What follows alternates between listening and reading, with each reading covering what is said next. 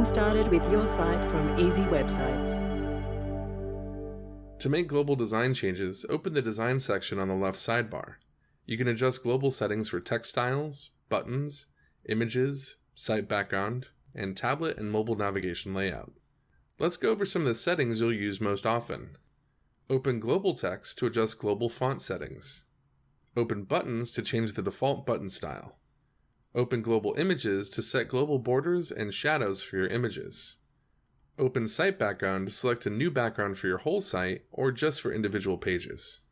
Open Tablet and Mobile Layout to select a navigation style for the tablet and mobile versions of your website. Thanks for watching this tutorial. Make sure to turn on those notifications. And if you found this tutorial helpful, give it a like and hit that subscribe button before you go.